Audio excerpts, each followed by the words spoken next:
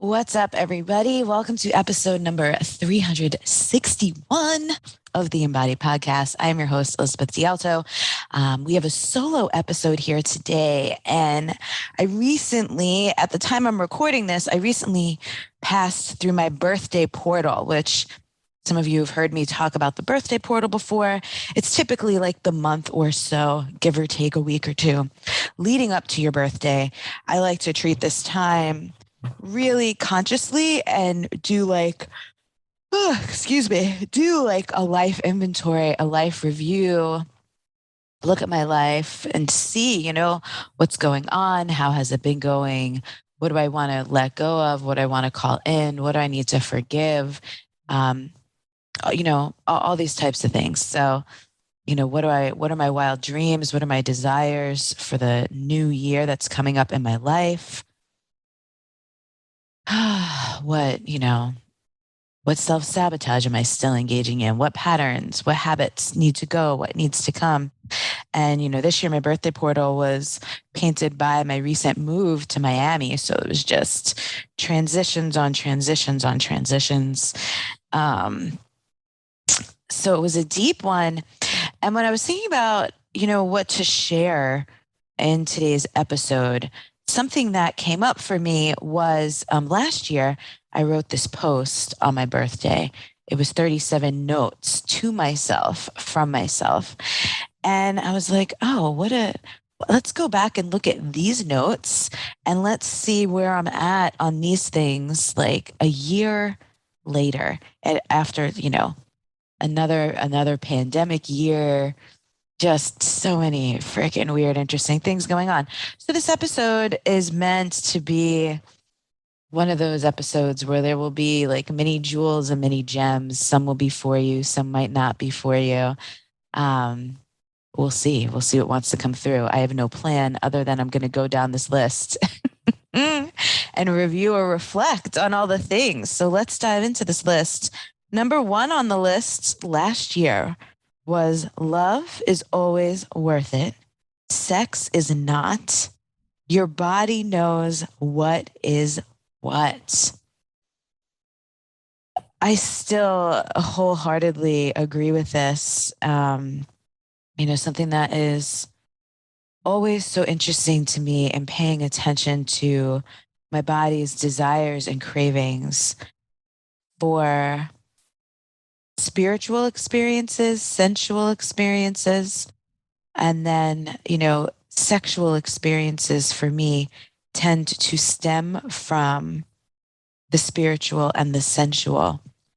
And I've been in a phase where I've not been craving that physical connection with another human being because I've been so deeply connecting the connection with my soul. I'm craving the connection with my soul. And it has almost felt in the recent months like a physical connection would interfere with that spiritual connection, which is the higher priority for me right now.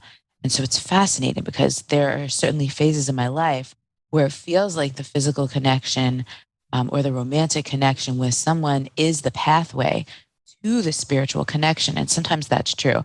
That is not the phase that I'm in right now. It actually feels like part of it is compelling me to be clearing out the energies from some of those past connections on a deeper, more cellular level. So I still, love is always worth it. And I certainly have encountered some new love this year. And then just orienting around what kind of love am I needing and wanting to cultivate in my life. And it's cool because I'm noticing there are more male friends showing up in my life, which is not something I've had a lot of in the last several years. So it feels like there's this masculine energy showing up in my life in this different way, in this different area. And I'm actually really enjoying cultivating and curating that right now, as opposed to anything deeper or romantic. Number two is it's okay to miss people long after it feels appropriate to. And I still wholeheartedly agree with this as well. I'm not currently missing anyone, but there is no appropriate, there's no timeline. When we've shared portions of our life and experiences with people, we hold them dear. Part of them is always with us, part of us is always with them. Excuse me. And I think sometimes we tell ourselves that we shouldn't care when we do, or we try to dial down how much we care, or we judge ourselves. And so I'm into this. I do miss, there are friends, like they're just friends I haven't seen in so long. So many of my friends live all over the place. We stay connected, but to gather, to be with people in real life would be amazing. But in this moment, I'm not super missing anyone. I think, again, I'm in such a phase of more deeply connecting with my soul. I think the thing I noticed that I've been missing was a deeper, deeper, deeper connection with that recently. And so a longing for my own soul has been the overarching desire or craving for me, relationship wise, relationship, deeper connection, relationship with my own soul. The third one is anger and grief are holy healing gateways. Back in August, I taught the Alchemizing Anger workshop, which, if you're someone who doesn't know how to deal with your anger, needs help processing your anger, would like to channel your anger into useful and productive actions, behaviors, choices, energy, creativity in your life, you can find that workshop at untameyourself.com/workshops. And what's so interesting is I recently, one of my new friends here in Miami is an incredible acupuncturist and healer. She's also just very intuitive, very amazing. And I had my first session with her last week. And what always astounds me about anger and grief is just when I think I've really, really peeled back on so much of it, I'll bump into another pocket of it and be like, damn, there's just so much. And let me not project that onto you. Just because I have so much anger and grief does not mean everyone has so much anger and grief. Although most of us do have just piles of it that we haven't faced. Much of it that's been handed us through our families, some of it that's come through even further back in our ancestry, because this is how healing works, right? Things stay in families, things travel through families and communities until someone is ready, willing, and able to deal with it and process it. And so many of you listening, just like I am, are here in this life to process a lot of the stuff that has not been processed. So it just does not need to keep moving forward. In our family lines, even those of us that are not having our own children, I have a niece. Like there's still more energy moving forward through my family line. And as a reminder, the way healing works, all the healing that we do on ourselves affects 7 generations ahead and 7 generations that have come before us. So energetically, it's big, it's heavy lifting, it's amazing. So anything that we can feel and process and let go of or alchemize in our life it's going so much farther than just our own singular life, which is why I love that. Number 4, it is safe to be masterful. This is really something last year I started to embrace and embody. And then throughout this past year, I really also as well have just accepted my mastery in certain things that I've been practicing for over a decade, ways that I've been helping people, tools, energetics, things that are medicines that are mine to steward in this lifetime, medicines from my soul, from past lives and things like that, medicines from my ancestors. And so accepting mastery, right? Not ever saying like I'm the best, like I'm the ultimate, I've reached the pinnacle of my service and my abilities, nothing like no ego crap like that, but actually quite humbly looking at just the skills and the results and the people who have come through my work over the years, and all the things that we've been able to do and heal and change and affect and create ripple effects together. To me, that is one of the most absolute incredible blessings of my life, to be able to do healing work with people and also to just constantly be remembering that I'm not, we might call ourselves healers because we do healing work, but what that means is that we are people who facilitate healing, right? Like I physically am not, or even mentally or emotionally, creating the healing in somebody else. I'm just creating channels and pathways for people to heal themselves, for them to receive what's already available to them, be receptive to it, and in some cases, help and guide the energy to go to the places and spaces where it needs to go.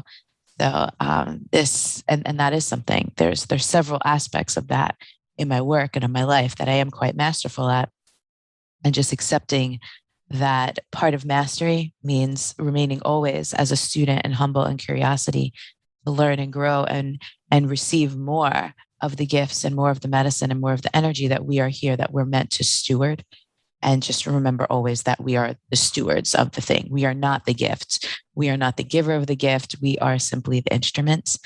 So allowing myself, if I'm going to master anything, is master the art of being an instrument, master the art of allowing myself to be used by the divine or whatever other benevolent forces are wanting to use me. And this was a big thing that came up for me in the last year, months and months after my birthday last year.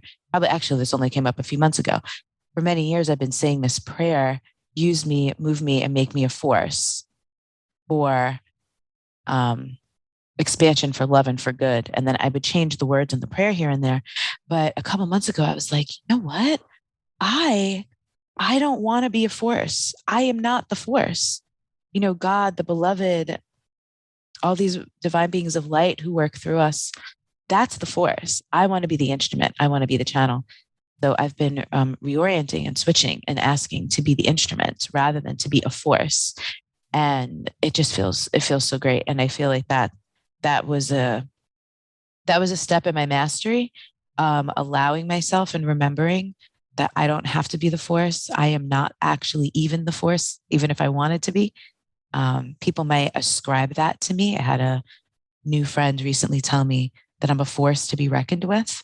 And that really, really turned me off, actually, because I don't want to be a force. I just want to be the instrument. And I want to be a masterful instrument, allowing the force to work through me. No Star Wars puns intended there. Number 5 on my list here was receiving is some shit. Keep opening and expanding to it. And y'all, this is in the last couple of weeks, especially since getting into my own place here in Miami, so it's almost a month now that I've been in my apartment. The receiving, I've been making some new friends. I had a birthday. People really showed up to celebrate me, like new people in my life, close old friends, people sending me flowers and cards and gifts and all kinds of amazing things, and receiving all kinds of generosity. I have been stretched in this realm lately. I think I'm always stretched in receiving. Like many of us, I'm so much more comfortable in the giving role. And I've been working on this for years. This is something that's been a pillar of Wild Soul movement in the self-liberation framework. Receiving is a big piece. And it's just always incredible to me how there's just more and more opening, more and more softening, more and more receptivity. To expand into and to relax into. And God, looking at how I judge receptivity sometimes, or myself, for needing or wanting to receive. So I continue to unpack that one. Number 6 was bandwidth varies with cycles, seasons, and current focus of life. Trust that and communicate it honestly with those who will be impacted by your shifts. Still so relevant. I'm realizing one of the reasons why I wanted to go back and visit this list is because this actually kind of feels like a master list. Some of these things are really timeless, not even necessarily just current to last year or to the moment. We're all traveling through different seasons and phases of our lives. There's so many different things always, excuse me, beginning and ending, completing, seeds being planted, things being germinated. And, our energy could be really affected by so many things, and all of our energies, right? Our physical, mental, emotional, our spiritual fortitude, all of these things. So checking in with ourselves and honoring where we are, what's going on, how we're feeling, letting people around us know in the different areas of our life, right? Our personal, professional relationships, our communities, our areas where we're obligated. It's super important to be communicating our energy with people so people know what we have in the tank. It's super important to be honest with ourselves about what we have in the tank. And so we're not overgiving, overextending, forcing ourselves. And sometimes we need to show up when we don't have as much energy as we would like. And so these are all things that we get to navigate as brilliantly and beautifully as possible. But I find one of the biggest keys is honesty here with our energy, honesty with ourselves, and honesty with others. So we could be tracking our bandwidth and honoring our seasons of expansion and contraction and rest and push when we need them. Number 7 on my list here was some people can't stand to be around folks who genuinely love themselves and have access to joy. They need your kindness and prayers more than your judgment. And you can offer both from a comfortable distance. I remember at this time last year, I was transitioning in some of my relationships. And I remember that's why this was coming up for me. But I still continue to see this. It's so interesting to me to straddle and navigate worlds both online and offline and see how people are showing up in different places and spaces and communities and real life. And then how people show up online in places like social media, and just noticing just how people react and respond, not just to me, but to other people, when they're in their joy, how people can't stand to see some people love themselves. It's very triggering. It shines a light on places and spaces that people don't want to look sometimes. So I still, I keep this in mind, and I keep a lot of compassion in mind, right? Instead of judging people who can't be around people's love or joy or positivity or enthusiasm or just contentment, I have a lot of compassion for those people. And I also know I got to be careful and mindful and respectful and not let those people in too close to my precious energy. And that goes for all of us. All of our energies are precious. Number 8 was a lot of people don't have, and remember, these are notes to myself from myself. So it's written as, a lot of people don't have your sense of humor. That's no reason to shut it down. Your belly laughs and quickness to be amused are medicine. This is something I've judged about myself throughout the course of my life. I'm easily entertained. I'm delighted by life and people and the absurdities and the bizarreness and the brilliance of so many different friggin' things. And sometimes I used to judge myself for like laughing at inappropriate times or making a joke, even in something like dark or dreary. And I know some people, that's not their sense of humor, but it really is mine, because I believe it's so important to keep humor and find humor and maintain humor and levity in things. But that's real. Number 9, a great deal of the most important things you ever do will be independent of anyone's gaze but your own and God's. I love this so much. This is just deep soul nourishment for me, and such an important reminder always, because again, as the world is increasingly digital and as so many of us are engaging and interacting with people online, I am into transparency. I share quite a bit of my life through my work and things like that. And one of the reasons for that is, for me, in my own healing and embodiment work, as I share, it keeps what I want to say is it keeps me lean and it keeps me honest, right? To not be pretending or not be hiding anything. Some things deserve privacy and sanctity. Some things don't need to be shared. But I personally like to let people know how I have walked through the fires that I help walk people through all the time. And let people see that. A lot of my leadership is leading by example and letting my life be an experiment and an example, for anyone who resonates with pieces of it. It doesn't have to be with all of it. And so, but still, there's just so much that happens that is not for the big wide open world, or even some of my closest friends. There are some things that just get to be between me and God, and that's that. And that for me is the place where I cultivate the deeper soul connection.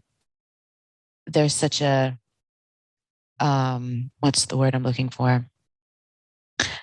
There's such a, let me say, a charge, perhaps is the word I'm looking for people to share everything online. Whether, you have a business or anything, there's just, with these social media platforms, I often think about, what did we do? How did anyone know what we were up to? How did we know what other people were up to before these social platforms came and we could just log in somewhere and freaking see everything that's going on with people? So I just love, it just feels so good to keep some things sacred and private and personal, and then only share what feels useful to share, and sharing from a place of generosity and alignment rather than obligation. Number 10 was lean into the divine mother. She knows how to heal everything. And that is so freaking true. I actually woke up this morning feeling just super heavy. And like there was a dark cloud like hovering. And I crawled over to my Mother Mary corner of my apartment. I lit some candles. I pulled a Mother Mary oracle card. I said the prayer and I just felt her love and I felt her holding me, and I cried and I released some of what was feeling heavy. And then literally within like 5 minutes, I felt better. So, I mean, that divine mother medicine is amazing. It really is everything. Number 11 on my list here was the Jesus you were not privy to growing up is cool as fuck. Keep getting to know him. And I have to give a shout out. One of our listeners, one of our community members a couple months ago sent me, excuse me, this book called The Wisdom Jesus. And I've already been getting down with, non-biblical, non-distorted by Christianity Jesus, mystical Jesus for many years. But this book I've been slowly working my way through it. A great, just layers and layers of connection and understanding and excitement of, other aspects and other ways to experience Jesus as a mystical figure and teacher, and not just this character in the Christian Bible. Number 12 on my list, when a steady tingle blankets the top of your head or forehead, drop everything and listen. This is how your guides announce themselves. And I remember that. I remember last year where I was and what was going on and what was happening when I started to notice more consistently that was some sensation, that was an invitation from my guides. And so as I'm reflecting on this, I am just realizing some different ways that I feel and notice and perceive that communication now. So that's a fun thing to explore.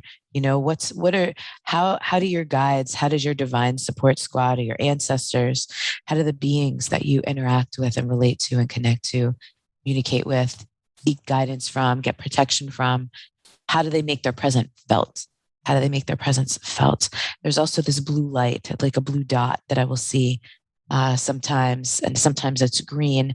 So I love this. I love working with the non-physical realm and sensing and perceiving and noticing how they consistently reach out to communicate and let their presence be known and felt. Number 13 on my list, when your heartbeat slows and your body beckons for a deep exhale and a long sigh, spend the next few minutes or hours moving, feeling, listening, and letting the life force direct you. I got to tell you, in the last several months, I've not particularly done a great job at this because there's been so much overwhelming me. My yawns, by the way, are one of the ways that energy shifts and moves in my body. Often when I do Akashic Records readings, I always yawn when I'm opening people's records. And so when energy is shifting, when things are moving, when truths are coming, I tend to really yawn a lot. So that's why I don't suppress my yawns. It's a movement of energy. Some of you might be like, why didn't these yawns get edited out? But honestly, y'all, it's part of the process. So it's happening. So, number 14, wisdom, guidance, insight, desire, love, and truth operate on their own timelines. If or when they want to interrupt yours, let them. And let me tell you, these things have been so interruptive in my life for like the last 6 months. I've been very much surrendered to that. And something I want to acknowledge is I've devoted my life to being a mystic. And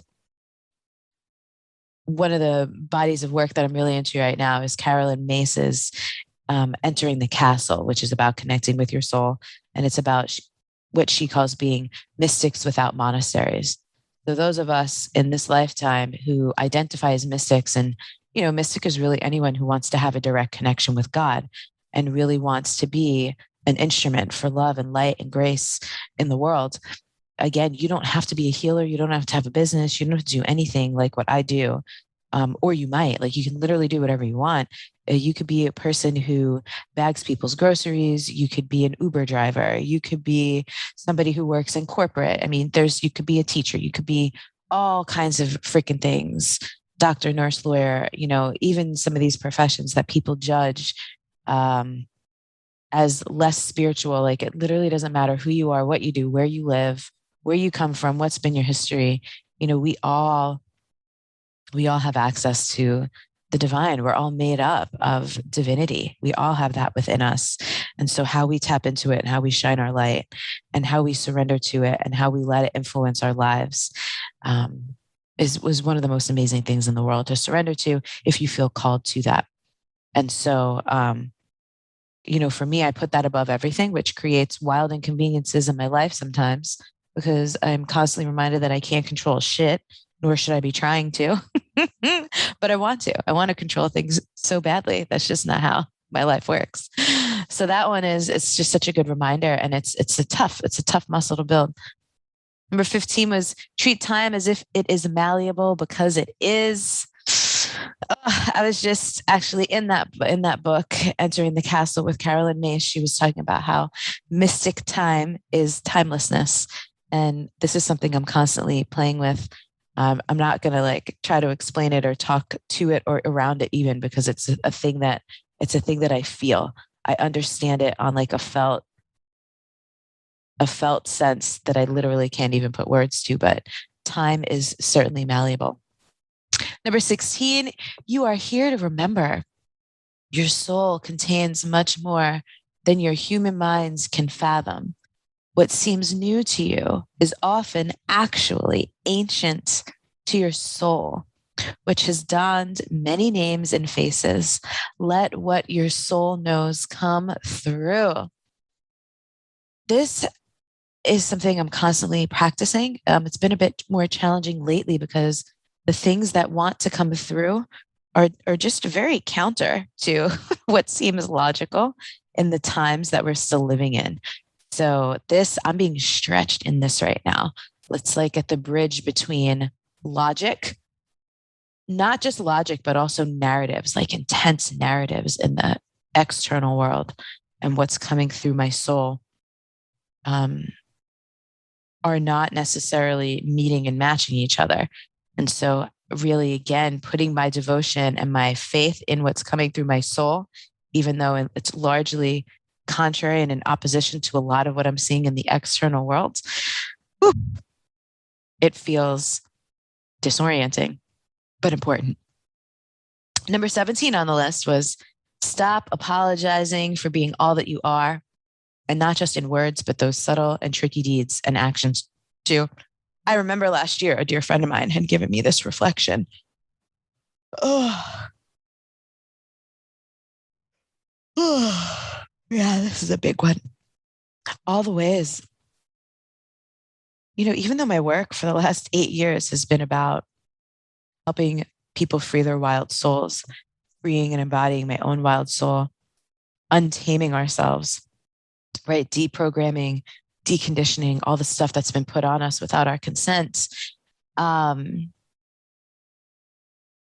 still navigate, as I'm sure many of you do as well, that, what's too much? What's too much and for who? And so letting go of that is so, so juicy. And that's, again, something just more and more every year, peeling back more and more layers and just showing up as more and more of myself, as my soul centered self. That's what I've been calling this lately, soul centered rather than self centered, because the self does not contain the whole soul, but the soul contains the self. So thinking of it more as being soul centered rather than self centered. So putting my soul at the center of my life, living a soulful life, a life full of the wisdom and the energy and the information coming through my soul, and not apologizing for that, not dialing it down, not trying to hide, not worrying who thinks what. Been stretching into that big time.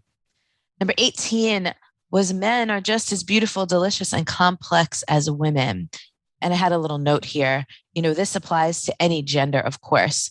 But for me personally, in my own context of my life as a heterosexual woman, the emphasis on men is important for me. And what's interesting, something that has come up for me in my own healing and that came up in my birthday portal was just some big, big anger, some big grief, some stuff around men.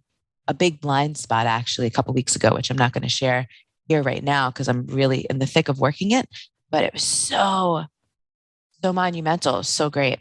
And so what this is bringing up for me right now is just the reminder that, I'm working through a lot of like anger, grief, resentment stuff towards men right now. And I still have such a deep love and appreciation and connection and reverence for men. And we can hold many things at once. Number 19, do not let anyone else's rules or beliefs about ownership dictate what you know to be true. It all belongs to the great beloved anyway. And when it comes to ownership, we could look at ownership of all different types of things, right? We could look at ownership of land, ownership of people, all the things that people think they have a right to that they actually don't.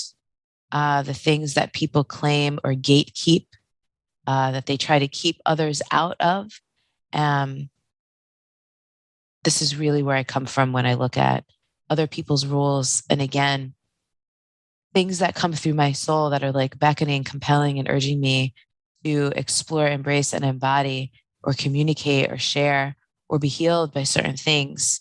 If those things are coming through the access point of my soul, I do not need anyone else's permission to work with those things and work with and explore.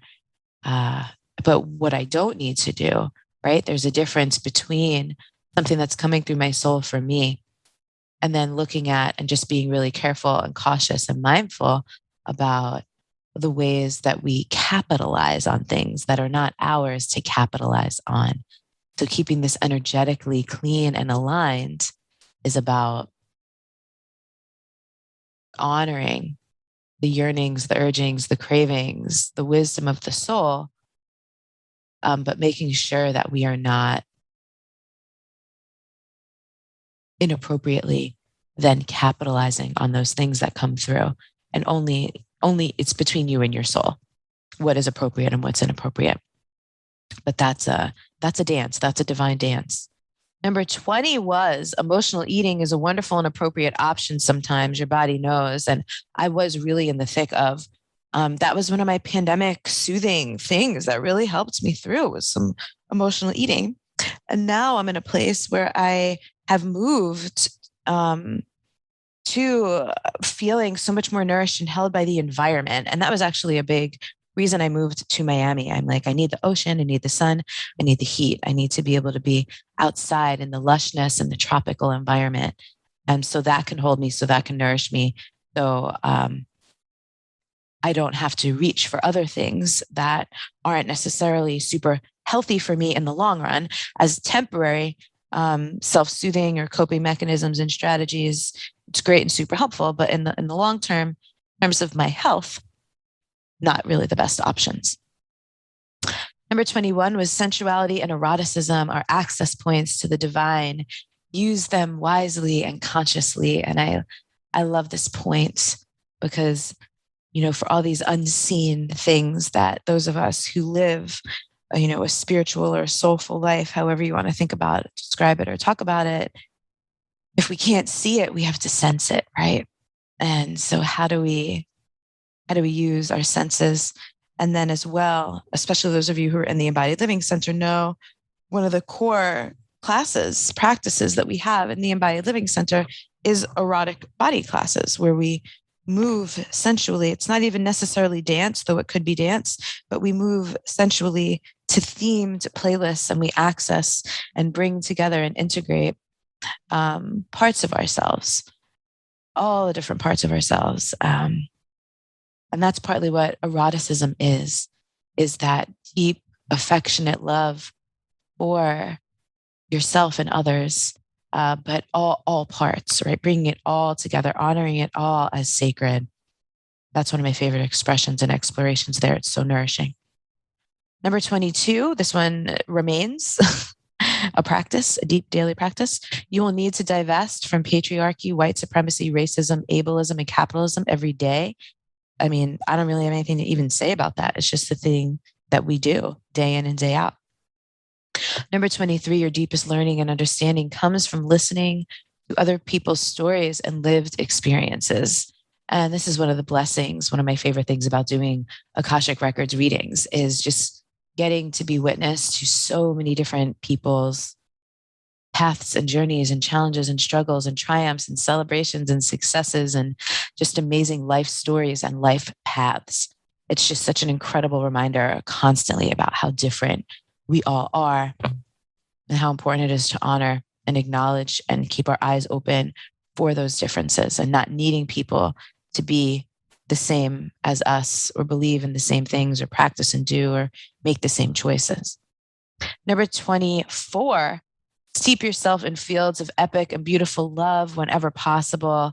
And at the time, this was coming from having gotten to spend some really amazing time with friends of mine who are married now. They weren't married at the time, but their relationship, their love, what they're cultivating in their life is so amazing. So, as a person who has not met my beloved yet, one of the things that I always love is to bask in other people's love. You know, what's possible, see the seeds, see the inspiration. I know some people, when they're not experiencing the love that they want to experience in their life at the moment, it's hard to be around love or they don't want to see or seeing other people's love or joy or happiness makes them feel badly about what they don't have or what they're not experiencing. And so for me personally, that's not how I'm wired. That's not where I am. I love to see it. I'm like, yes, show me this, show me more, give me the divine proof. Let me know what's possible. So I love that. Number 25, beauty is medicine. Again, I mean, I can't overemphasize this enough. Like, as I'm recording this, I'm sitting here looking at one of my altars, which has, two beautiful pieces of art, these 4 paintings of different goddesses. There's these pink roses, there's flameless candles. There's actually another rose.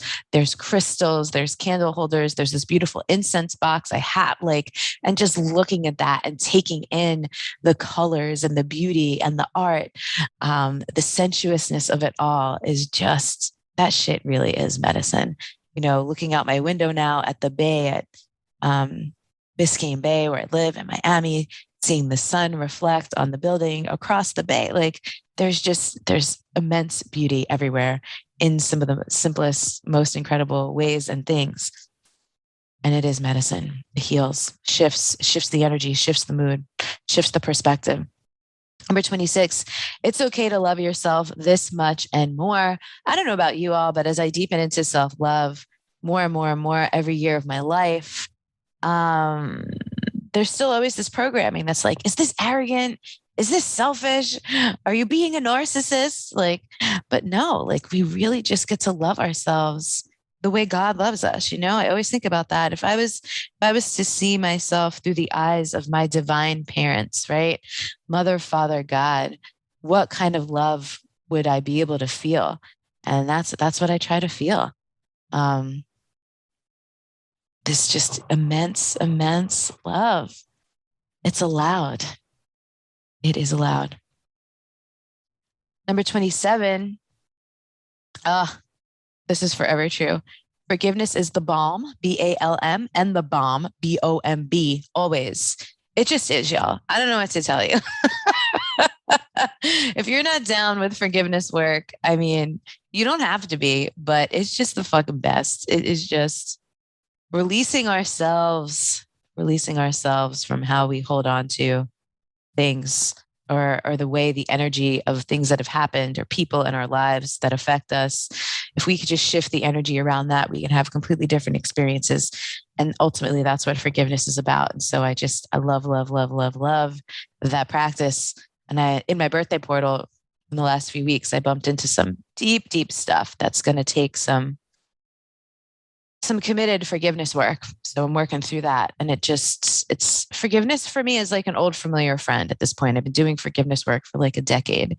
And it's just, anytime something comes up that is hurting or getting in the way or blocking it, I'm always looking at what could be forgiven. Where can I forgive myself? Where can I forgive other people? Where can I take my power, my energy back? Where am I giving it away inappropriately? And where can I forgive myself for doing that and just take it back, take it back, take it back. Number 28, pay attention to energy flow and reciprocity in close relationships and shift accordingly with the tides. You are inclined to overfunctioning, overgiving, overcompensating for others, overextending, and making positive projections. This doesn't require you to be cautious, just aware and willing to pivot. So, one of the ways healing works is that there are just some things that will require, more work and more practice and more diligence for us than others throughout the course of our journeys. And for me, overgiving, overfunctioning, overcompensating for other people's stuff, that is something that I continue to work on. And I get better and better and better and better and better and better at it over time. But, given the right circumstances, or given the right level of depletion, which in the pandemic, I was super depleted, I can really still fall back into that sometimes. And so just paying attention to reciprocity in relationships as a form of energetic flow and noticing, does the giving and receiving feel reciprocal here? And that doesn't always mean even, right? Like sometimes there are seasons where we are showing up more for people than they're showing up for us because they need it, right? Or where we need people to show up more for us than we can show up for them because we need it. And it's the reciprocity, it's the energetic flow over time, right? It's similar to you ever go out to eat with people and you go to split the check and maybe theirs was a little bit more, but you just split it evenly anyway. You're like, whatever, it'll all come out on the wash eventually, right? Like we're not going to nitpick over a couple dollars. Energetically, it's kind of like that too, right? In the phases and stages in your relationships where sometimes some people need more attention than others, but you'll always be the one that needs more attention at some point or another. But paying attention to that flow and just making sure that it's not out of whack, it's not out of balance all the time. Because there certainly are some people in our lives that we notice that it's never reciprocal. And when we notice that our relationships are not reciprocal, we get to choose and decide whether through boundaries or whether through pivoting or shifting or reorienting the relationship, what we want to do with that. That's always just an important thing to keep an eye on, pay attention to, be feeling for. Number 29, people's loveliness is not a justification for over investing anything in them. And this lesson, I've learned this lesson in all the different contexts of relationships, personal, professional, romantic, family. Some people are just lovely and they're great and they're not good for us, right? And continuing to like overgive or overinvest our energy, time, attention, whatever, is not in service. It's not in service to us. It's not in service to them. And it's hard. That's a tough pill to swallow sometimes. Number 30 on my list here was for you. It's not childless, it's child free. You are meant to be free in this lifetime in a way birth mothering would not allow you to. This has nothing to do with anyone else's choices or opinions. Enjoy your path and use it for good. And, throughout the course of the pandemic, I thought of that so much. And especially with this recent move, I thought of it just how important it has been for me in my life to be able to just like get up and make a big change, make a big move, or do what I want to do without having to factor in the way it will affect other people's lives, any or have any dependence in my lives. So I'm just uprooting myself. I'm not uprooting other people. And that feels literally just truer than ever for me right now. The 31, other people's uncommunicated expectations, needs, and desires are not yours to decipher, manage, or extract. Let them walk their paths. Maybe they'll figure it out. Maybe it won't. So something that has really opened up for me much more in the last year since I made this list is my psychic gifts and abilities. And so this is something that is challenging for me because I'm constantly seeing, sensing, and feeling things that people aren't communicating. And just remembering having to have boundaries with myself to not respond to what has not been shared and what has not been communicated, and having the discernment around that as well. And just letting people walk their paths, not trying to manage or control anyone else's experience or impose my ideas about what might be best or better on them. And just letting people be, letting people be, letting people be. It's a divine dance. It's a divine dance. And the context matters too, right? Of the relationships.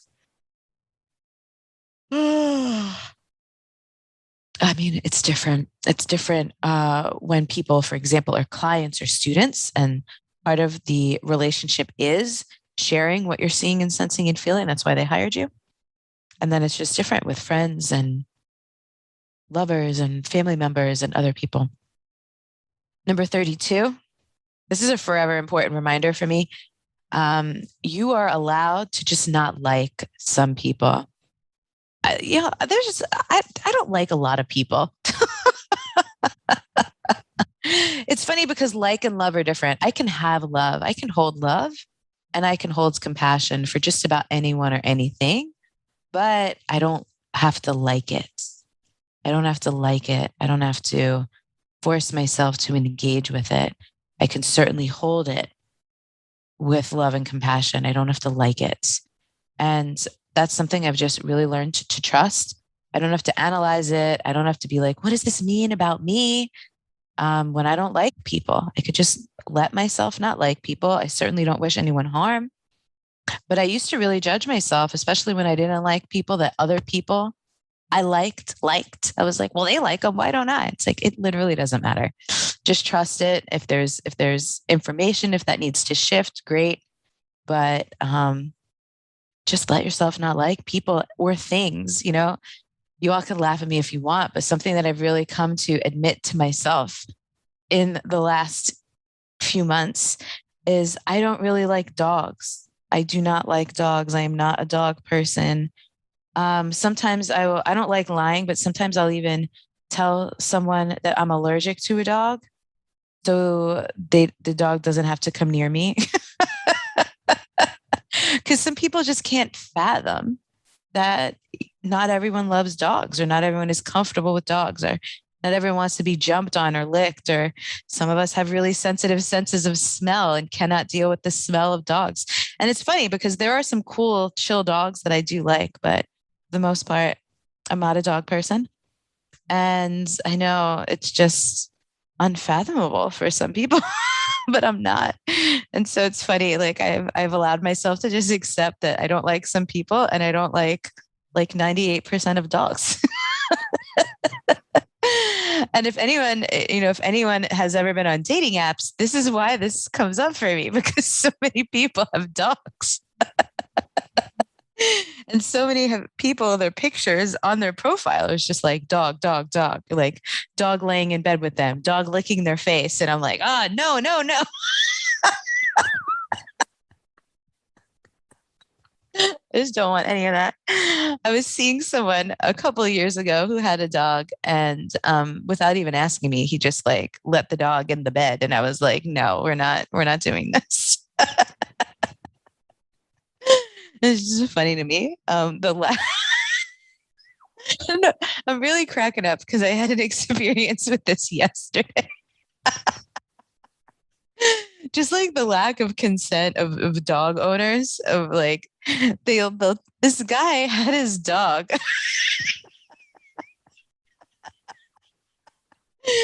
off of the leash like in a coffee shop. And the dog was just like walking up to people at their tables and stuff. And I'm like, this is a fucking like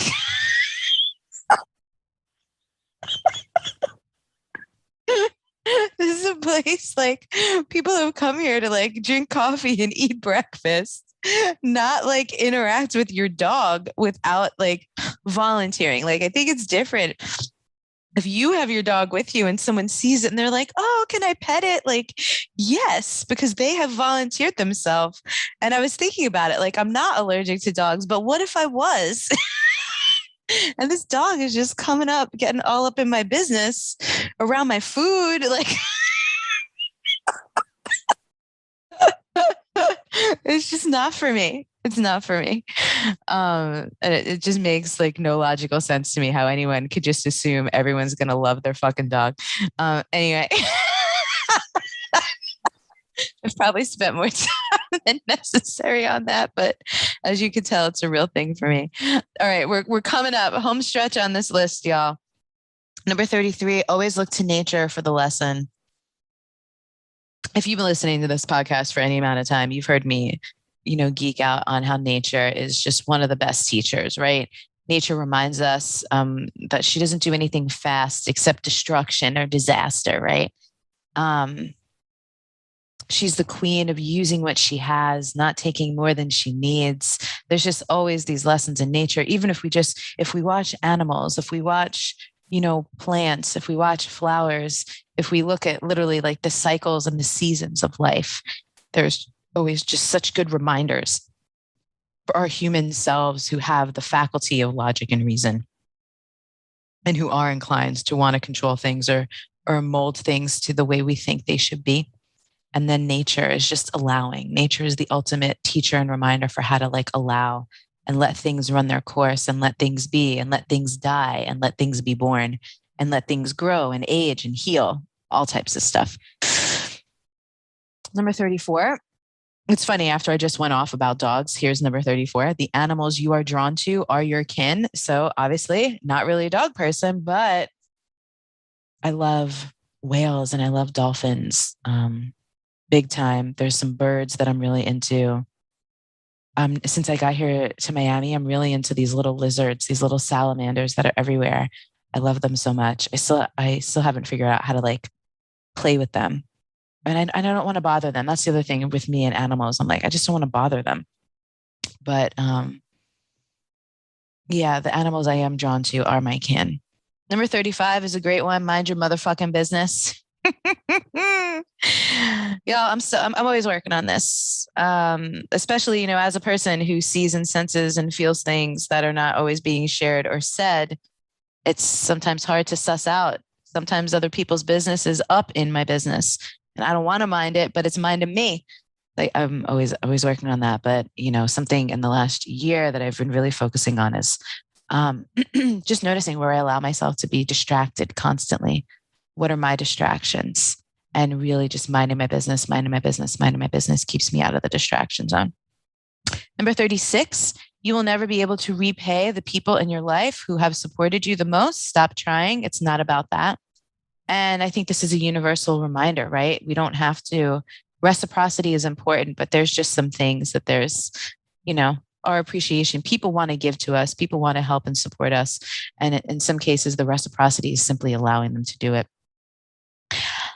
Number 37 was I love you. This is true. I really love myself, y'all. I love self-love. I love genuinely feeling that. I love feeling kindness, care, compassion, tenderness, and softness towards myself, and always deepening into that, finding more. And the last couple months, as things were so challenging with the move and the transition here, it's been such a huge invitation to just deepen into that and not judge myself and not, make up any stories why things aren't going the way I wanted them to, or just loved myself gently through that stuff and let myself be soft and tender and just surrendered rather than making myself wrong or bad. Or I just don't really believe in beating myself up about shit, so I don't do it. It's just much more enjoyable to love. And then, even though this was 37, there was one more, which was this was related to social media specifically. Post whatever the fuck you feel inspired to, whenever the fuck you feel inspired to. God is the best, air quote, algorithm. And I still stand by that. Social media is super weird. But